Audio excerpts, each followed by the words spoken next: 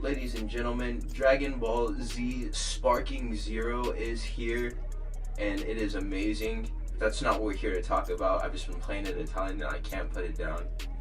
But UFC Tatsuro Taira versus Brandon Royval is happening at the UFC Apex in Las Vegas on October 12th, this Saturday.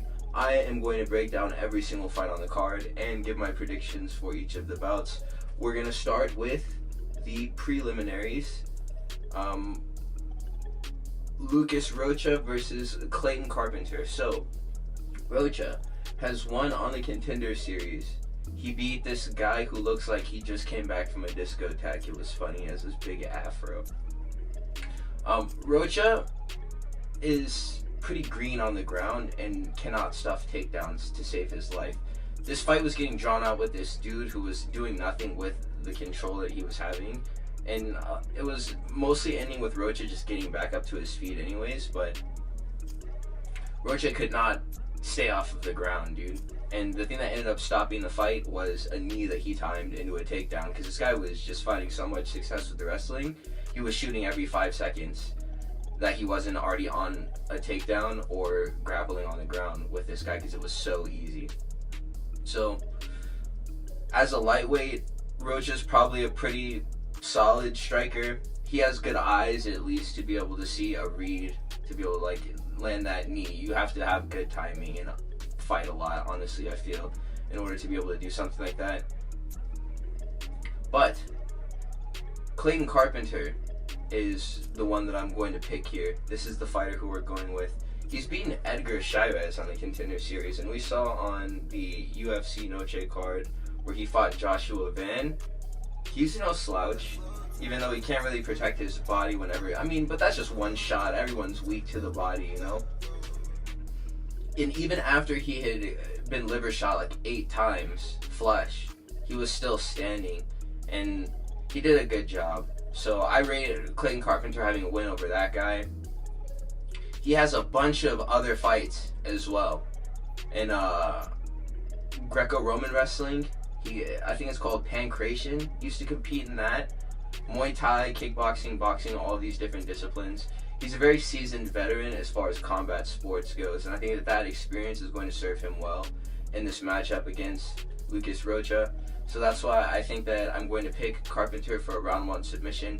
Granted, Lucas Rocha has the vulnerability to grappling, and Clayton Carpenter has a pretty solid bag of submissions and ground game. So Carpenter round 1 submission, I feel like that's pretty self-explanatory. Next one that we're going with, Dan Argueta versus Cody Haddon. So I hadn't known anything about Cody Haddon because he has only fought on the Contender. He has like 7 fights, I think, or something like this. 8 fights maybe. Super new to the sport. He's pretty young too, though. He started competing whenever he was pretty fresh. So we have a young prospect. I think this is also in flyweight too, which is nice because we need these flyweights to come and fill up the division so that we have talent and good fights to watch, so we're not just watching the same 3 people fight for the belt. And we're going to discuss that later on in the main event. So one thing that I first thought whenever I was breaking down this matchup, and like a lot of the other ones as well, is who are these people? I've never heard of any of these people before. Who is Dan Argueta? Who is Cody Haddon? I had to do the research, of course, but dude, who are these people? And I come to find out that they're pretty cool. Dan Argueta is a weird fighter. He has a very strange record. If you look on it, most of the time, no contests are pretty few and far between on fighter records. And if you are a fighter with a no contest, it's usually just a 1 at the very end of your record. But this guy has like a 2 at the end of his record because he has 2 back-to-back no contests. One was a fight where the ref honestly kind of blew it. He was guillotining this guy, and the fighter was like giving the ref the thumbs up, and the ref stopped the fight anyways, and the fighter protested immediately, and then the commission reviewed the fight after they had given it to Argueta and then ruled that it was going to be overturned to a no contest. So he had practically won a fight that got overturned to a no contest. And the second one, he was getting tuned up by Miles Johns, which, it happens, I hope Cody Garbrandt doesn't fall victim to Miles Johns. But he was getting beat up by Miles Johns, and Miles Johns test positive for a banned substance, so that's the reason why there's a second no contest there. But, you know, it's a no contest on paper. It was a loss, like, that we all saw. It's like kind of the same deal with like Devin Haney, Ryan Garcia, the way I feel about this. We're not just gonna not count it because the guy was cheating or might have been cheating, you know. The thing about Cody Haddon that's cool is that he has one fight on the Contender Series, which he won by submission, I think. But he has fought Steve Erceg on another promotion, and he looked pretty good against Steve Erceg in that fight. He's a very aggressive fighter, and he's a good 50-50 boxer as well. Like, all of his combos are just body head, and he was getting through on Steve Erceg. Steve Erceg, he throws punches in a similar fashion. It might just be because they're both Australian, but yeah, I'm definitely supporting him to knock out Argueta in late round 1 and 2. So yeah, we're gonna move on to the next fight. I think that I'm rooting for more explosive prospects in 125 because we just need them, dude. It's hard to get excited about just these random like Av or Av flyweights who just come and grapple, dude. Like, I'm so sick of it, man. Like, we need like actual entertaining prospects in this division. So hopefully Cody Haddon can come through for the boys and deliver. The next fight we're going to look at is going to be Julia Pilastri versus Corey McKenna. And before I go any further, I just want to say Corey McKenna looks like Kate from Fallout 4. Side note. But again, who are these people? Who are these people? Julia Pilastri is a Guess Who character, and she fought in LFA before she came to the UFC, and she fought a woman by the name of Brenda Godig, and Brenda Godig was doing a good job of wrestling Julia Pilastri and was dominating the fight, but she got tired and then just wore out, and from her back, Julia Pilastri started like controlling the fight. Ineffective striking on the feet. She was pulling heel hooks and stuff, like trying to go for leg locks and stuff. Julia Pilastri's game is, I don't understand it. She may surprise me and make me understand it on Saturday, but I don't see how she beats Corey McKenna, who literally has the power to defeat Julia Pilastri in the way that Brenda Godig was unable to because her cardio couldn't support her ability to do it. So I have to pick Corey McKenna here. Even though I really don't know very much about either of these girls. I've only watched like a couple of their fights just right now. And after evaluating the footage and the losses of these fighters as well, Jacqueline Amorim subbed Corey McKenna in round 1, but Jacqueline Amorim is big and scary, you know. Julia Pilastri also has experience fighting a very big and scary Jasmine Jasudavicius. I don't know how to say it. But that girl, she's a big girl, you know, and she's massive for the weight class, and she dwarfed Pilastri in that fight. And I think they still went to decision, so that doesn't really look horrible for her, because Jasudavicius has been doing pretty well in the UFC lately, so I think that I still have to take a Corey McKenna submission in round 1 here, because I mean, Corey McKenna will get subbed in round 1, but if there's a skill disparity that supports her, she'll also sub another girl in round 1. I really think this is one of those cases, so that's what I'm favoring to happen.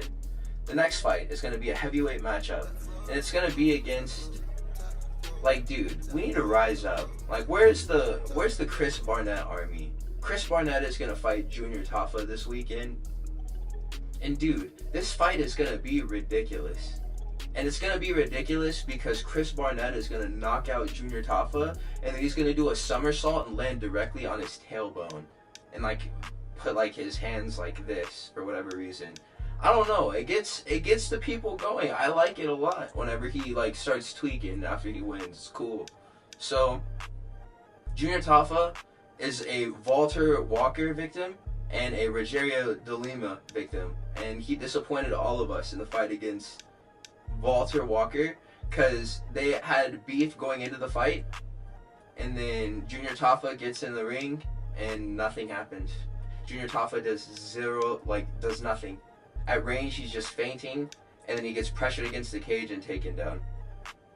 And then I think he ended up getting subbed too in this fight. And then he got up and then he wanted to slap Walter Walker after like some words were exchanged between the two of them. Like, dude, you just had 15 minutes to do what you want to do now.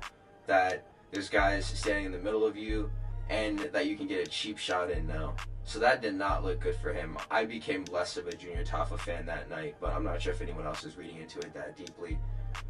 Chris Barnett, he looks like Dave Blunt. I'm not sure if you know about.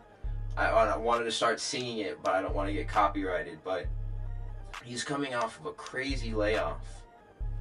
I don't have a cup in here. That's what I wanted. If you know, you know. But so Chris Barnett, Dave Blunt, he's coming off of a crazy layoff. So he may look horrible in this fight, but it's fun to hype him up because he looks like Dave Blunt. So. Junior Tafa is a heavy bag, as he's been displaying against these other guys who, if you are a skilled heavyweight, you probably beat, you definitely beat, you know. So we could get a crazy highlight knockout for Chris Barnett over Junior Tafa, and that's what I'm hoping for. So Barnett via flying sidekick, round 1 KO in the first 30 seconds. He's going to do a Masvidal on this man, but it's going to be a flying sidekick like the one that Fabricio Verdum threw against, I think it was like Cain Velasquez or something. He threw this like jumping, flying sidekick. It was funny. Barnett's going to do the same thing. It's going to connect, and it's going to knock out Junior Tafa, and then we're going to be like, oh! And he's going to get all of the fans, and then he's going to become champion and beat John Jones. Okay, so moving on, we have Thimba Garimbo versus Nico Price at welterweight. Nico Price has the opportunity to have a career resurgence post-winning against Alex Morono. They both had a mid-off, you know, and I feel like if you fight a guy who's equally as trash as you are at the point of your career where you're both kind of trash, all you can really do is go up from there, you know? Right? Right? This may just be a one-off win that he got against Alex Morono, and now he's just going to get brutally knocked out this time. But that's what I probably think is going to happen. He has like classic footage, you know, the James Vick up kick that he landed. And there's also footage of him getting slept by Robbie Lawler. That's also hilarious. Robbie Lawler was like 74 in that fight whenever he fought him. And it was comedic the way that he fell. It was a clinch hook or something. Nico Price just crumbles like a bag of potatoes and scatters all over the octagon floor like wood chips. It was hilarious, man. So one thing that I will say is that Nico Price has zero chin. I mean, it didn't really look that horrible against Alex Morono, but he definitely was wearing damage from shots. It's like fighting Alex Morono, dude. Thimba Garimbo is like, he's funny, let me just say first off, because whenever he wins fights, he was talking about people being rude to him for his performances, and he's like, before you start with all of the judgy. It was a funny clip, you know? But Thimba Garimbo, he makes weird IQ decisions, and they usually always pay off is the weird thing. In one fight he has on what looks like the regional circuit that Drickus fought on in South Africa, he shot this goofy takedown in on this guy and was getting reversed. And whenever like he was getting reversed, he had the opportunity to bail on the takedown and it just stand at range again. It honestly seemed like the ref was just going to stand them up, but he literally just worked himself into a position to get reversed in a scramble. He ends up on bottom full guard and just snatches up an arm. And like that's the fight. But he made a horrible call leading up to the setup for the submission, so it might have been tactical. And then another fight. So I mean, he does have decent power. In all of his fights, he panic wrestles, it seems like, without being hurt. So that's like his takedown defense. And also another part of his offense as well, because he'll just walk up to his opponent and grab a leg. Like, not even change levels. Just grab a leg. And the opponent will sprawl. And then he'll just continue to box, you know? And then they'll just worry about the takedown threat the rest of the fight, which is an interesting thing that he does. I think that Nico Price is a pretty solvable puzzle. And I think that he probably won't even need wrestling to beat Nico Price. Granted, his chin is made out of Rice Krispie treats. So Thimba Garimbo by round 2 KO is the prediction that I'm going to make here. The next fight that we're going to talk about is going to be Jonathan Pierce versus Pat Sabatini at featherweight. Jonathan Pierce got ninja choked by Joe Anderson Brito, but he is still pretty good. Aside from this, he does look like, I've been playing Dragon Ball. He looks like if TJ Dillashaw and Umar Nurmagomedov did the fusion dance. That's what their fusion would be. It would be Jonathan Pierce. He looks just like a hybrid of these two humans. It's hilarious. And he's not a bad fighter either. But the problem is that he doesn't have a lot of pop on his shots, and he doesn't do well against boxers or like heavy-handed fighters, that are powerful.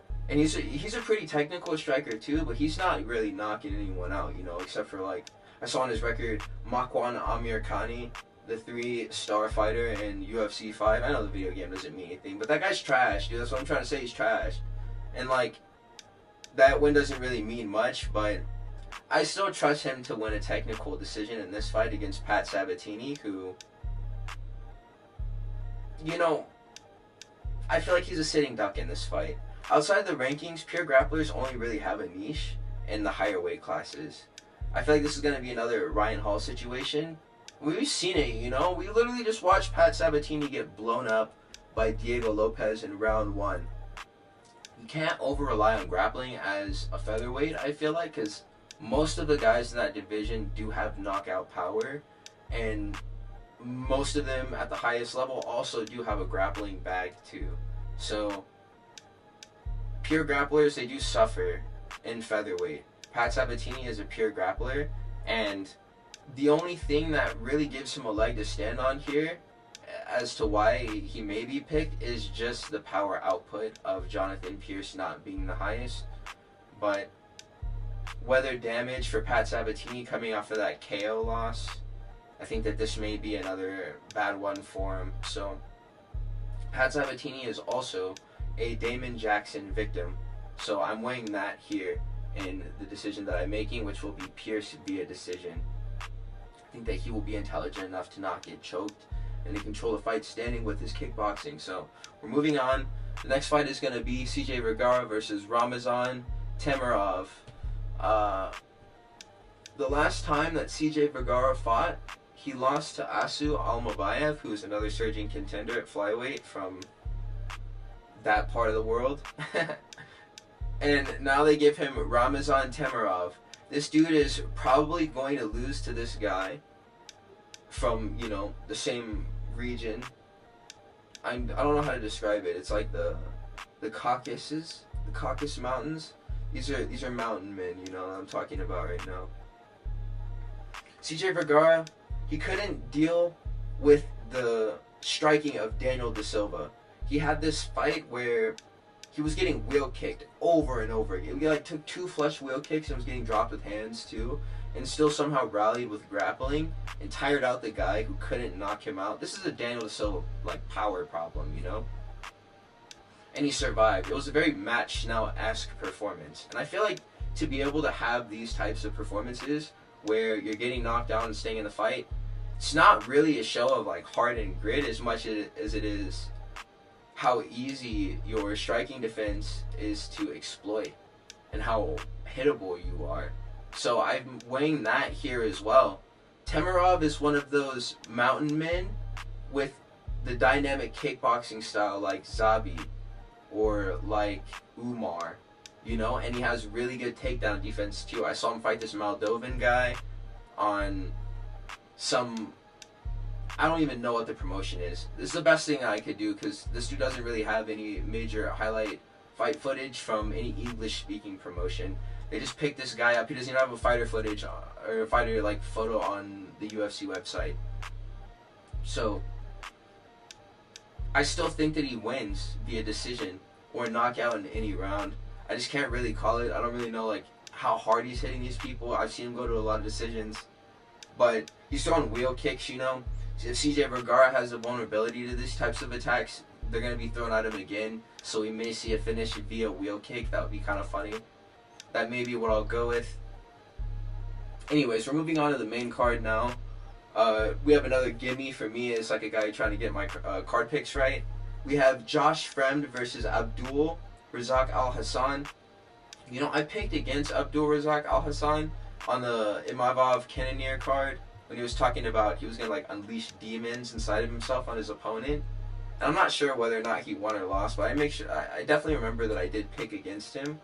And he looked really good in the fight. I'm not sure if he tired out or got subbed or TKO'd or something, but he looked scary for the parts where he was winning that fight in his last one.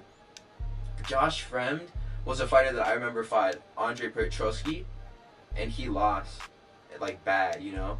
Yeah, the thing about Josh Fremd is it seems like he lacks the physicality that's needed to compete with guys in the weight class at the ranking that he is sitting at currently. You know, I feel like Abdul Razak Al Hassan is going to be too physical for Josh Fremd, who is just going to be less athletic than the fighter that he's facing. That's going to matter. He's going to be less explosive. He'll be hitting Abdul Razak Al Hassan. Hassan will be eating these shots, returning.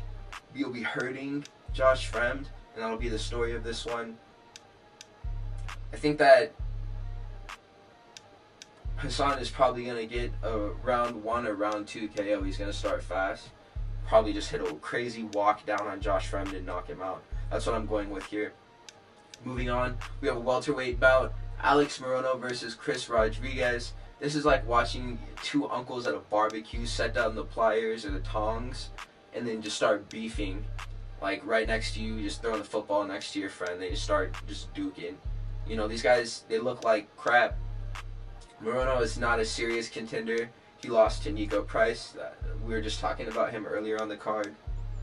He's a game fighter though, which is the only reason why I can see people siding with him in this fight. He might outstrike D-Rod, who literally just got beat up by Kelvin Gastelum with just a basic game plan that was stuck to. I want to believe that D-Rod though does have the power to stop this fight. He just has really bad fight IQ and poor grappling. Both of these things can be exploited by Alex Morono. So Morono has better skills, but he's just so weak and fragile. It's too scary to root for him here, and that's why I feel like D-Rod is going to be the safest pick here, and I'll go with him by decision. The next fight is going to be a lightweight bout between Rafa Garcia and Grant Dawson. Rafa Garcia, again, who are these people? Rafa Garcia has been getting thrown softballs lately. In his last 2 fights, he's fought Mahashate, which is a joke, and Clay Guida, which is like another silly one.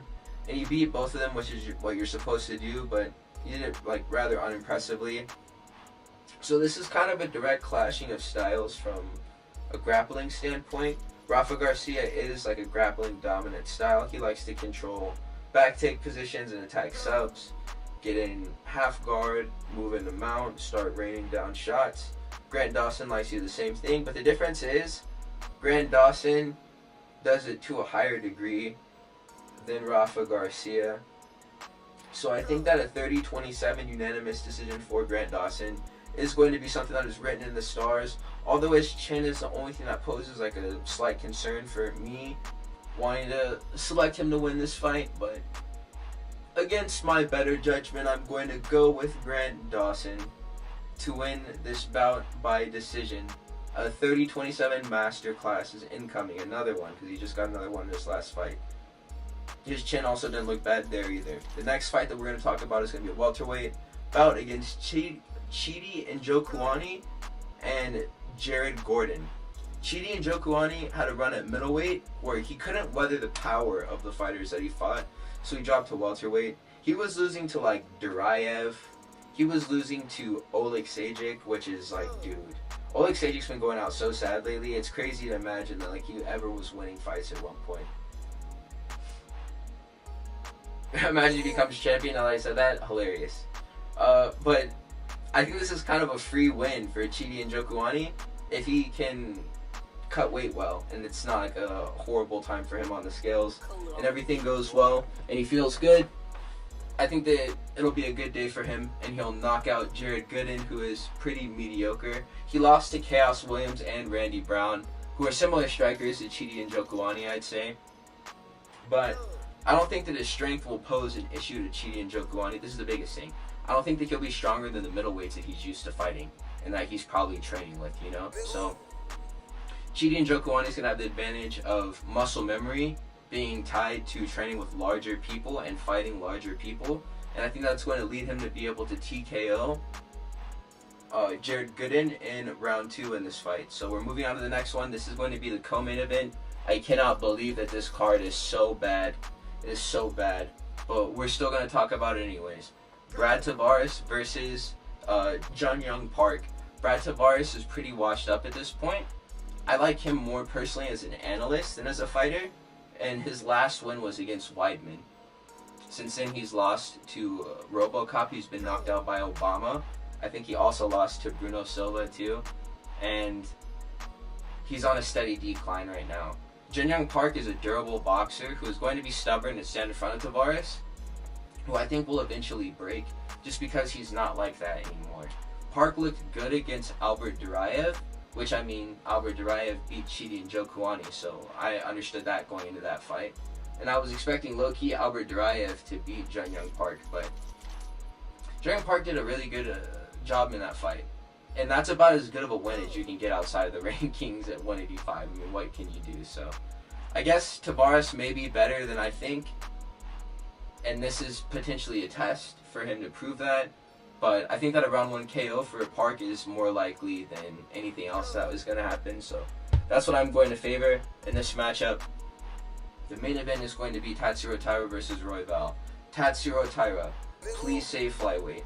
We need you to come into flyweight division of the UFC and save it. We need you to get to the title. We need you to challenge Pantoja and win the belt, and then put on better fights than him. I'm sorry. I know that Pantoja works really hard for the things that he has in his life. He's constantly reminding us of this. But it's too much for me, man. It's too much for me to watch these super razor-thin decision fights just always end up working out for him. And for like the same, it feels like Groundhog Day whenever the Pantoja event happens. Royval had a crazy close fight with Pantoja, which people argued he got robbed off of the strength of the 5th round whenever he was piecing up Pantoja. It's just, the thing about Royval is that his punches do 0.5 HP per like hit, you know? He doesn't hit hard at all.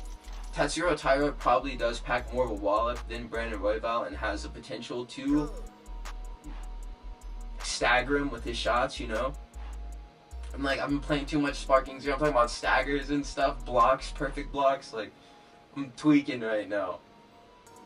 Taira has a weirder bag of jiu-jitsu than Royval. I think that we've seen Royval get like twisters and stuff, you know?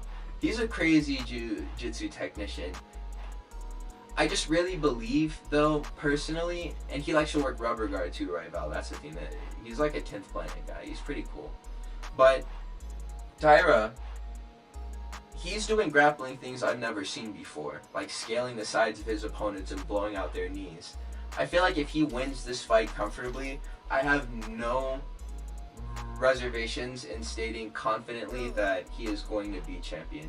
I think that Pantoja is done for if this dude just mows down Royval, which I feel like he has the skill set to be able to do it, or to fluke a decision, which if this fight goes to decision and they both look like garbage and Pantoja would beat both of them, then that's just the bad ending. But I want to see the good endings.